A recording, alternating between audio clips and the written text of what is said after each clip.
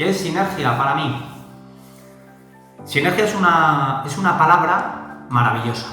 Es una palabra que engloba muchos conceptos y además todos ellos con un carácter muy positivo.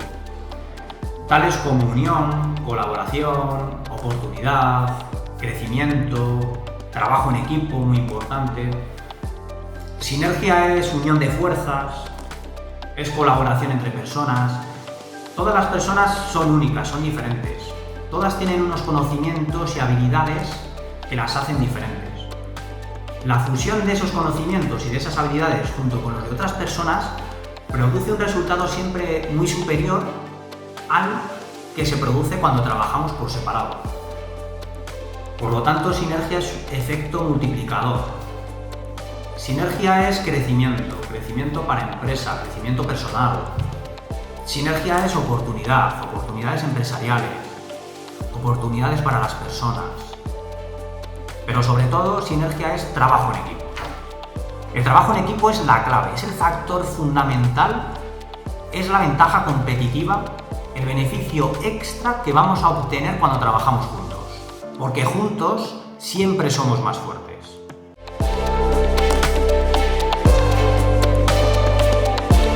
La importancia que hoy día tiene la comunicación entre personas es fundamental para el uso que nosotros tenemos de esa comunicación entre empresas. El uso de las redes sociales y de los ámbitos tecnológicos que hoy día tenemos y que disponemos tienen que ser utilizados de una forma muy responsable para que lo que nosotros llamamos reputación digital siempre sea beneficioso para nosotros y no nos cause ningún perjuicio ni en la empresa ni en el ámbito personal.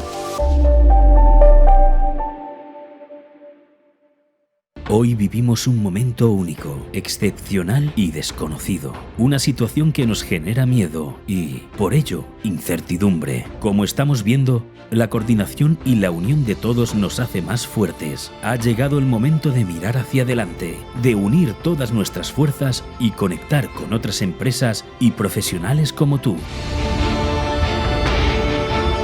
Sinergia Emprende te ofrece este espacio.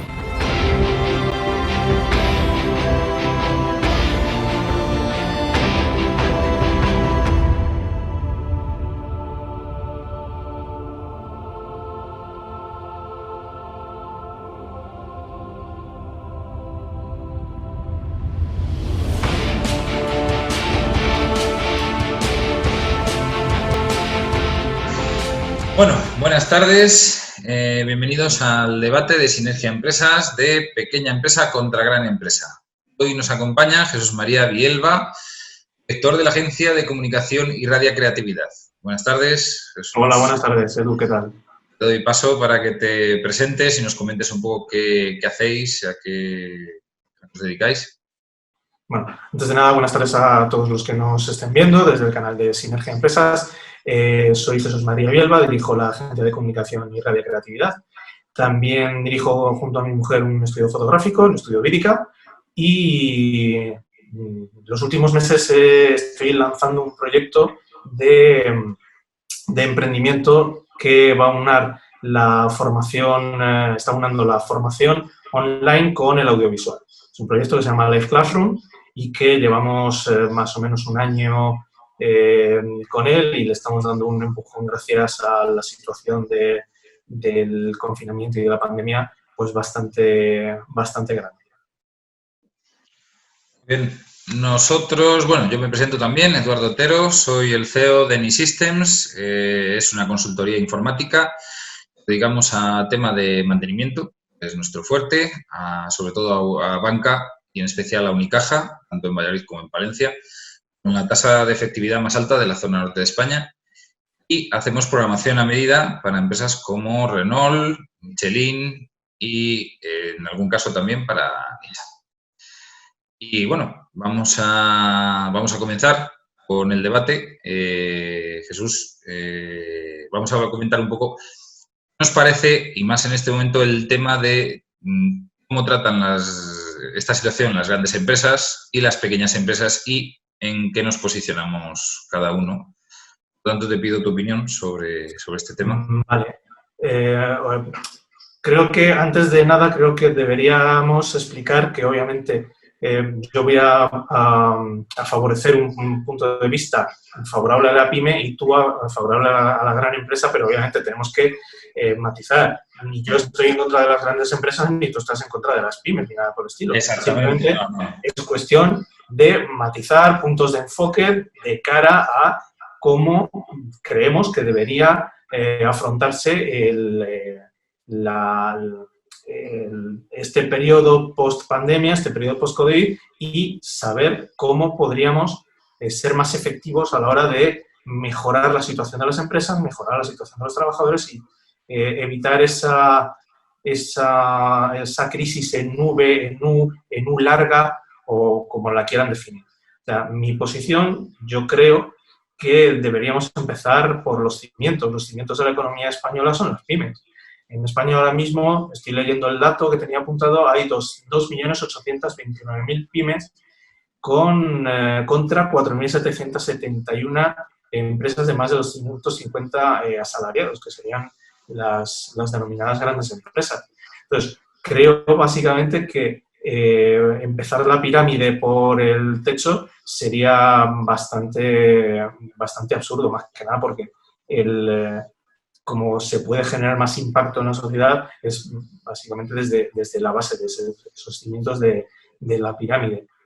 Y luego, además, creo que se puede pagar un coste de efectividad muy, muy, muy alto.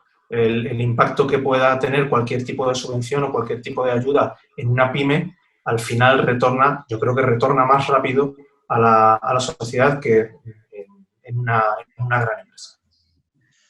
En el caso de grandes empresas, por ejemplo, aquí tenemos el caso en Valladolid de Renault, de Iveco, aunque Iveco está siempre en algún problema laboral, en algún ERTE, pero de Michelin. Al final son muchos los trabajadores que de forma directa trabajan en esa empresa, mueven el dinero de manera completamente directa a sus familias y esas empresas de manera indirecta teóricamente, tienen una estabilidad económica. A las pymes nos viene muy bien siempre tener estar al resguardo de una de estas grandes, que sí que es verdad que sí, si pega el aire y cambian de proveedor de servicios, pueden hacer incluso que cierre la pyme. Pero estas grandes dan estabilidad, es decir, un Renault en Castilla y León, ya no solo en Valladolid, en todo Castilla y León, que es la empresa que más factura, no sé dónde, a los 7.000 o, bueno, no sé cuántos millones de euros, porque no tengo la cifra exacta, está variando, además con esto del COVID tampoco nos podemos fiar mucho.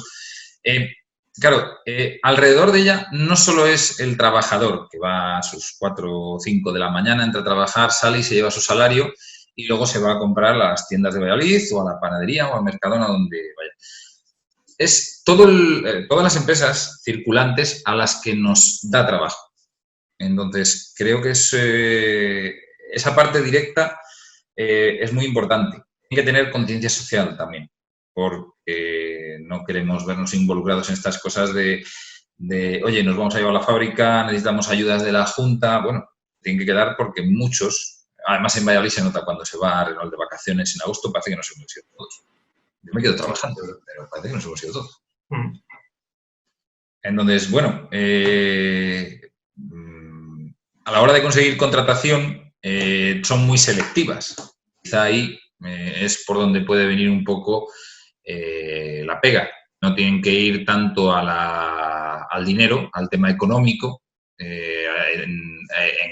para la oferta del servicio, sino a la calidad del servicio.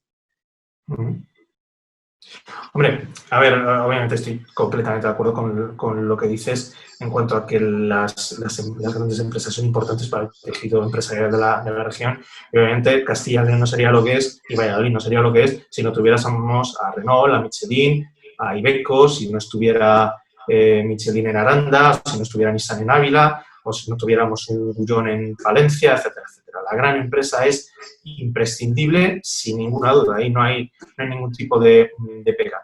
La cuestión es cómo podemos enfocar un poco cómo se tiene que abordar esta situación. Ahora mismo, claro, la semana pasada saltaban 2 noticias muy muy malas del abandono de Nissan en Barcelona y el cierre de Alcoa. Pues, buceando un poquito en los datos, pues ves un poquito, déjame que lo lea, Alcoa ha recibido en 10 años más de 1.000 millones de euros, que se dice pronto, son 1.000 millones de euros, única y exclusivamente como subvención en 10 años para rebajar el coste energético de la planta. 1.000 millones de euros, si lo dividiéramos entre 10 años y entre los 2.800.000 pymes de España, ¿a cuánto daría como ayuda directa y a fondo perdido? O sea, en cuestión de... O sea, ya no estoy hablando de subvención a fondo perdido. O sea, si lo transformáramos en créditos, en avales, en créditos para formación, para formar a empleados, a directivos, etcétera, ¿en qué se traducirían esos 1.000 millones de euros? La verdad es que las cifras con las grandes empresas son mareantes y muchas veces el problema que tiene la gran empresa es que hay un salto muy grande entre la gran empresa y la pyme, en el sentido de que la pyme la gran mayoría de las veces no puede ni siquiera aspirar a tratar con una gran empresa. Yo no digo competir con ella obviamente es imposible, pero, por ejemplo, convertirte en un proveedor de una gran empresa, yo creo que es algo que se debería fomentar muchísimo. Lo que aquí en Valladolid se ha llamado, creo que incluso se creó un foro, y me suena el nombre de Foro de Empresas Tractoras, que alguien me corrija si me equivoco. Había la intención de que las grandes empresas ubicadas en Valladolid facilitaran los procesos para que pequeñas empresas, micropymes y autónomos pudieran contratar con ellos. Para poder afianzarse y poder crecer.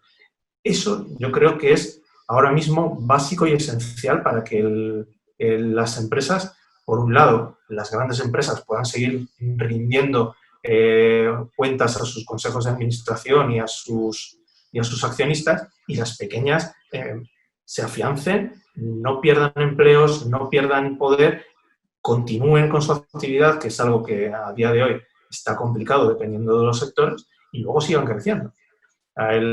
Tenemos que ver cuál es el coste de oportunidad de, si tengo que inyectar X millones en la economía, hacia dónde meto qué porcentaje, hacia dónde meto el gran grueso de ese dinero, hacia dónde no lo meto, hacia dónde lo meto en una primera fase, pero luego en una segunda.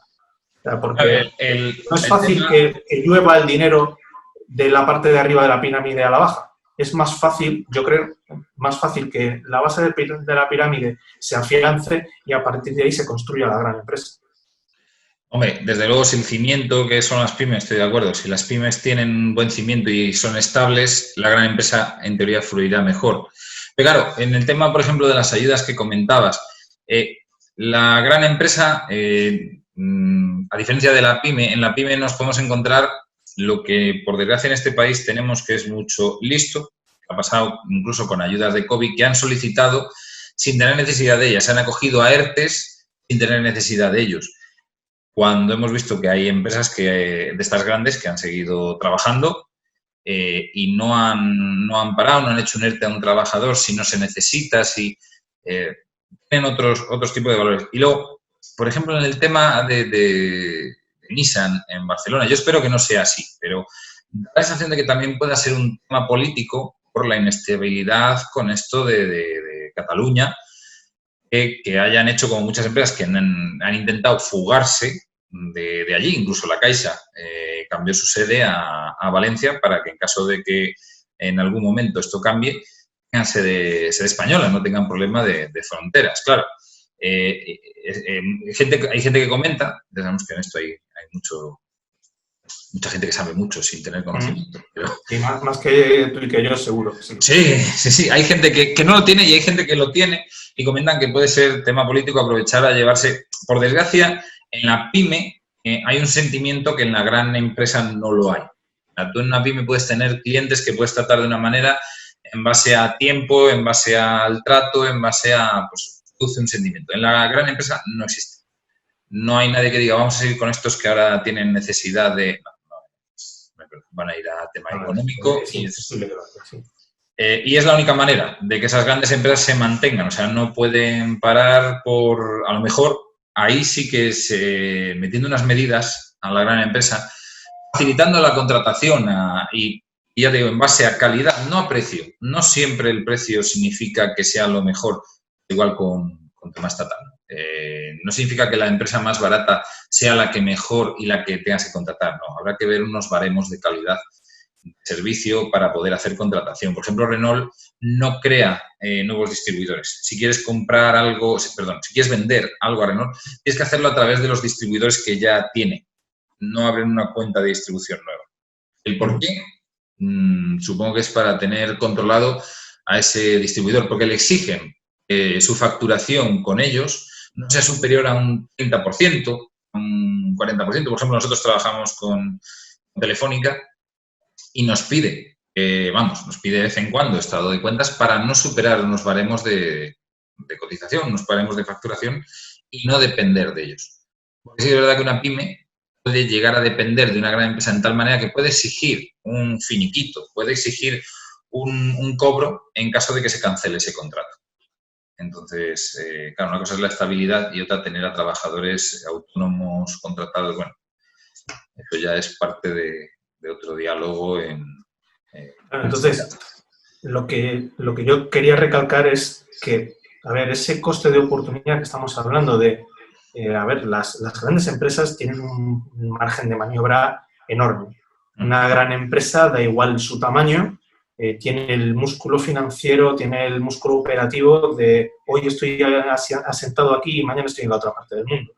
Y he dejado de repente tirados a 1.000, 2.000, 15.000 o 20.000 empleados, tanto directos como indirectos. Eso obviamente la pyme no tiene. Por muy grande que sea la pyme, porque mucho que sea una mediana empresa de 230 empleados, una pyme de ese tipo no está hoy en Valladolid y mañana se va a Singapur para reducir costes salariales o reducir costes de producción. Eso es una diferencia vital y que tenemos que poner en valor las pymes, obviamente. No deslocalizamos, tenemos arraigo con la tierra, etc. ¿Qué es lo que deberíamos hacer? Yo creo que también con lo que hablabas antes de la picaresca yo siempre digo que somos el país del Acerillo de Tormes y de Riconete y Cortadillo. Sí. Y picaresca lleva viviendo más de 1000 años en España, entonces como la tenemos tan metida en nuestro ser, pues obviamente la habrá tanto en la pequeña empresa como en la mediana como en la grande. ¿Qué es lo que tenemos que hacer? Obviamente, luchar contra el fraude, luchar contra las malas prácticas, pero esas malas prácticas ocurren en todos los lados. ¿Qué es lo que ocurre? Muchas veces, lamentablemente, por las diferencias autonómicas, las pymes nos vemos, y esto es algo, no lo hablo porque lo he oído, esto lo he sufrido yo en mis propias carnes. Yo, por ejemplo, en algún proyecto, si yo he querido trabajar en cierta comunidad autónoma, me han exigido un CIF de esa comunidad autónoma. Ese margen de maniobra, ese músculo, ese fondo, no lo tenemos las pymes.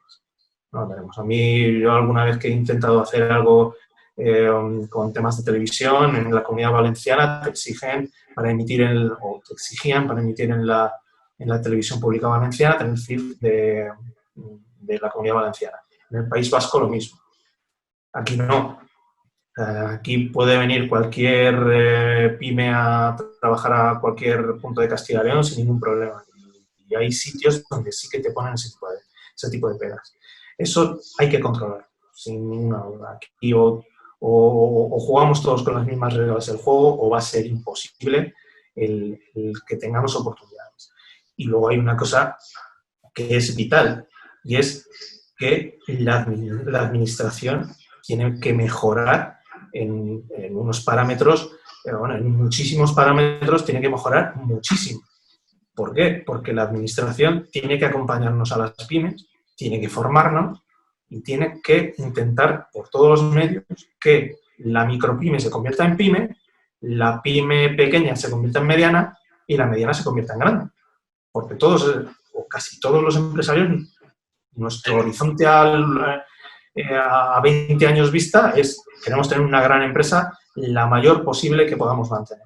Entonces, sí, estoy de acuerdo. Hay que tender a tener grandes empresas en el tejido empresarial de la comunidad para mantener a los nuevos que vengan, a los nuevos empresarios que espero que sean más que, y me van a perdonar, Pero más empresarios que nuevos funcionarios, que tengamos un poco el ansia de emprender, no de mantenernos, no, pues yo voy aquí a este carril y aquí me quedo. Creo que tenemos que tener ese espíritu empresarial, de crecimiento, como estás diciendo, y de tender a que cada vez haya más empresas grandes, que tengamos, si tenemos más de donde picar, es más difícil que una crisis nos lleve por delante. Claro, entonces,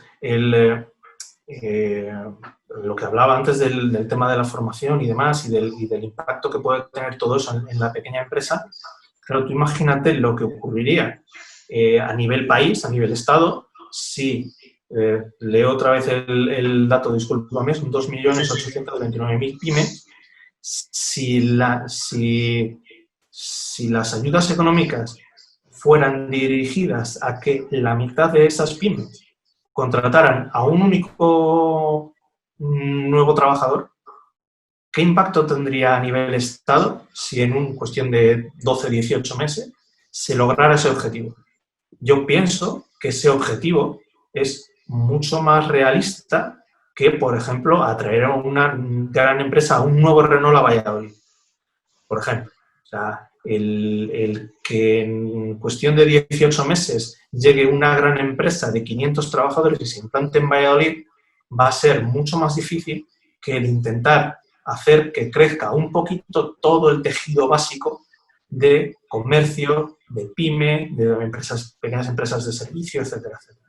Yo ahí creo que es el punto diferencial que podría hacer que esa recuperación fuera un poquito más, que el tiempo de esa recuperación fuera un poquito más corto.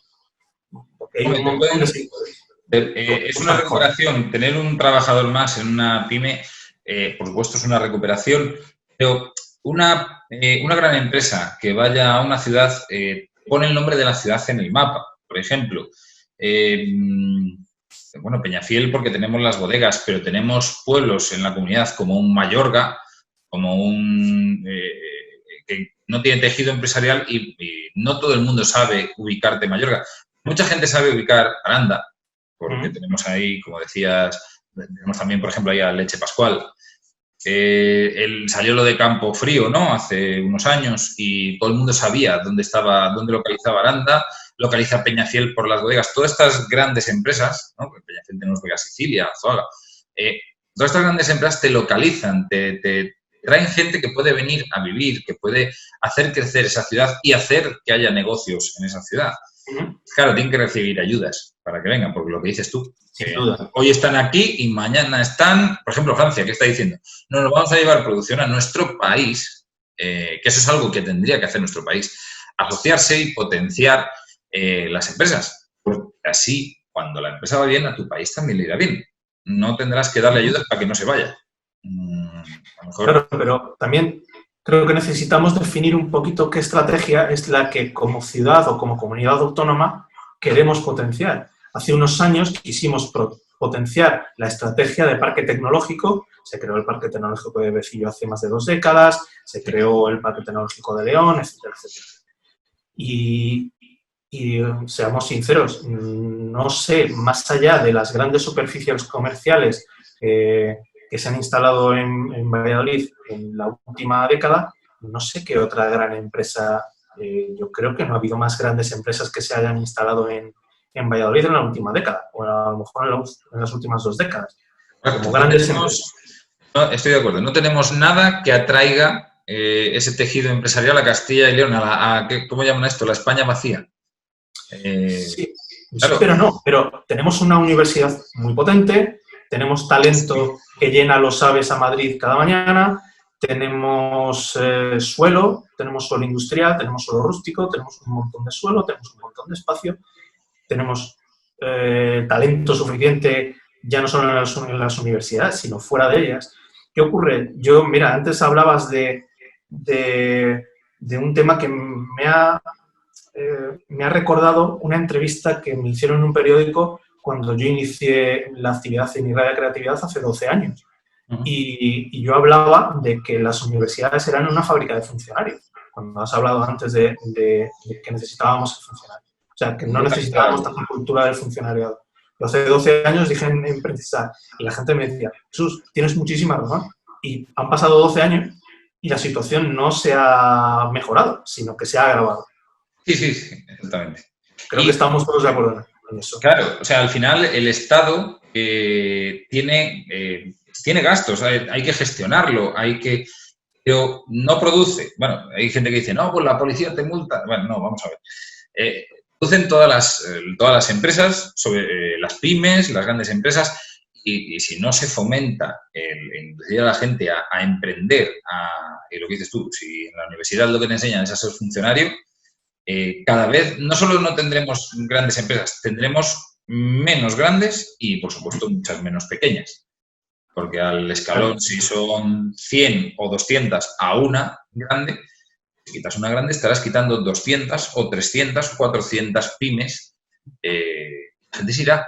Eso pasó en los pueblos, por desgracia, en los pueblos. Eso ha pasado en toda la historia del país y en todos los sitios. A lo mejor, excepto en Madrid y en Barcelona, o en el País Vasco, que son los grandes focos de atracción de migraciones. Pero a ver, ¿qué es lo que ha ocurrido en Castilla y León? En Castilla y León tenemos un montón de fracasos de los que deberíamos aprender. Incluso hemos tenido aceleradoras de proyectos, hemos tenido intentos de crear, por así decirlo, sociedades de business angel que invirtieran en proyectos, etcétera, etcétera. Y al final, el propio Parque Tecnológico de Boecillo, verle ahora a verle hace 15, 18 años, a verle hace 25 años, no hay color. O sea, tenemos que aprender de estos errores que hemos cometido como sociedad, porque les hemos cometido todos. No hay manera de ponerle un nombre y un apellido a ese error. Es un error colectivo de los 3 millones o 2 millones y pico de castellanos y leoneses. Y tenemos que verlo así. Y tenemos que decir, señores, ¿cómo queremos que sea la sociedad del futuro y cómo queremos que sean las empresas del futuro? O sea, si en Castilla y León vamos a crear comercios, restaurantes, bodegas y turismo rural, y el resto del talento se forma aquí y se gana la vida en otras comunidades, pues vale, hagámoslo, pero hagámoslo con todas las consecuencias. Yo no quiero hacerlo, pero si se va a hacer así, hagámoslo con todas las consecuencias. Si buscamos una nueva dimensión, digamos, regalando suelo a nuevas factorías o intentando reconvertir industria pesada antigua en industria moderna, pues tipo aerogeneradores o placas solares o lo que sea, vale, hagámoslo. Pero lo que no puede ser es que hoy seamos la Castilla y León de las pymes, mañana seamos la Castilla y León de las grandes empresas, pasado la Castilla y León del turismo y al día siguiente la Castilla y León de las bodegas y la industria agroalimentaria. O somos una cosa o somos otra, pero necesitamos una estrategia y necesitamos algo que sea fijo para poder coger todos ese carril y explotarle al máximo. Si no, el futuro es una pared enorme a la que vamos a una velocidad tremenda. Y o frenamos y giramos, o la roca es la roca. La gente puede coger el camino de centrarse, al final todos cuando abrimos un negocio podemos centrarnos en trabajar por pymes y no ir a las grandes porque te pueden dar... Yo lo reconozco, a mí hace tiempo no trabajaba para ninguna grande porque decía, madre mía, mañana me hacen un giro de cintura raro y no tengo espalda económica, como comentabas, para... Bueno, sí que es verdad que te dan una estabilidad, te dan una tranquilidad y lo que dices, Castilla y León se tienen que centrar y tienen que trabajar y tomar la decisión de o traer grandes empresas y que podamos trabajar para ellas o fomentar la creación de nuevas pymes, del crecimiento y darnos estabilidad, de alguna manera, a las pymes para que podamos aguantar. Sin ninguna duda. Mira, yo por mi trabajo, lo bueno que tiene mi trabajo de la comunicación es que hoy estás haciendo una cosa y pasado mañana estás haciendo algo completamente distinto. Entonces, yo he tenido la oportunidad de trabajar bastantes veces con industrias agroalimentarias. Muchas veces cuando hablas con un director, con un gerente o con un director de marketing, lo primero que te dicen es, nuestra primera labor es encontrar una gran superficie que te compre. Eso es lo que te da la estabilidad. Eso es lo primero que necesita hacer una industria agroalimentaria, esté donde esté. Lo primero es que te compre una gran superficie. Y esa gran superficie, obviamente, te va a poner sus condiciones. ¿Qué problema hay? También te dice esta gente. Lo segundo que tienes que hacer, incluso más rápido que lo primero, es encontrar una segunda superficie que te compre para cuando la primera te haya exprimido. Entonces, eso lo he hablado con varias personas de varias empresas de agroalimentación.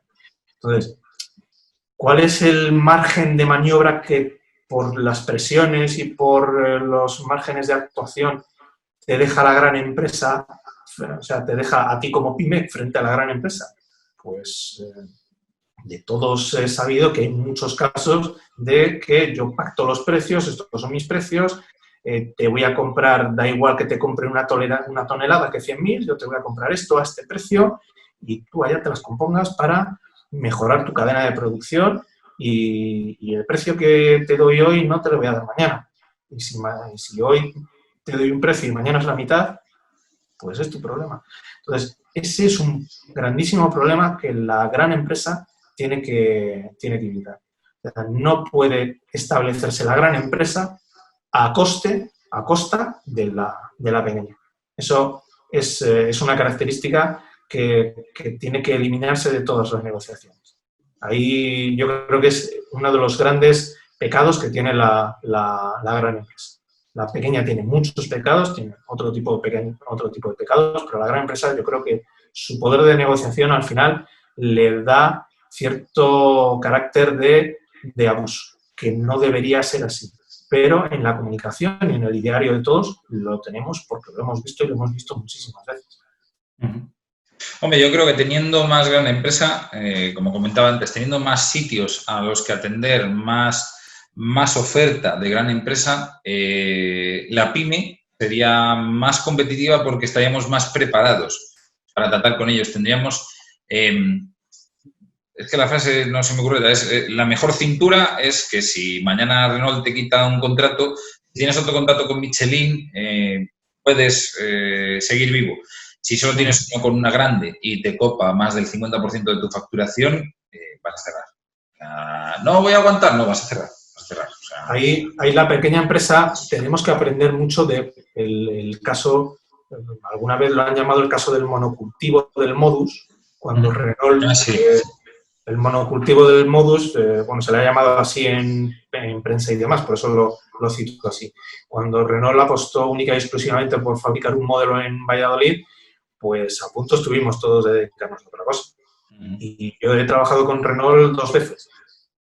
Y yo no soy proveedor de Renault, yo he tenido la oportunidad de trabajar para Renault 2 veces, pero yo soy el primero. Mi padre trabajó 45 años en Renault. Y yo soy el primero que sabe que en el momento que Renault, si aquí ocurre lo que está ocurriendo en Nissan en Barcelona, pues hay que pensar en cerrar la ventana y la ventanilla y decir, bueno, pues mañana a ver a qué me dedico y dónde. Sí. A ver a quién traigo y le pongo en la ubicación en la que está. Claro, es que si 20.000 puestos de trabajo, tanto directos como indirectos, no se crean de la noche al día. Exacto. La prueba está en que aquí en Valladolid, salvo las grandes superficies comerciales, no ha llegado ninguna empresa, que yo sepa, que puede estar completamente equivocado, no ha llegado ninguna empresa en la última década a Valladolid. Y en Castilla y León, pues ahí han llegado alguna empresa, hay muchas empresas pues, tipo Bullón que están multiplicando su facturación, su producción, su número de empleados, etcétera, etcétera, que son totalmente, aunque hay que aplaudirlas, y encima con un carácter de arraigo a la comunidad tremendo. Hay que aplaudirlo. En Valladolid y Palencia sí que ha habido una adaptación de empresa, que es Quesos Entre Pinares ha sabido crecer, adaptarse a un Mercadona, a un negocio. Mercadona es muy exigente en su servicio, además hace una trazabilidad. Ha sabido ver cómo mantener esas grandes empresas distribuyéndole a sí mismo y aguantándolas. Y Siro, eran empresas que estaban, bueno, claro, no estaba mal. No todas las industrias agroalimentarias son Quesos Entre Pinares o Siro. Ya que Quesos Entre Pinares ya creo que no consta ni como pyme. Siro ya es gran empresa, ya pasó a... Es una empresa grandísima. Entonces, claro, ¿qué ocurre cuando una gran superficie como Mercadona se presenta en tu casa, que tú eres un pequeño productor, que tienes 10, 15 empleados con una producción pequeña pero con una calidad brutal y llega Mercadona y dice, bueno, pues ahora vamos a hacer las cosas de esta manera. Pues al principio pues se te ponen los ojos como al tío Gilito, todos son dólares, pero luego todos son quebraderos de cabeza por ese poder de negociación y por ese margen de maniobra que ellos tienen y tú no.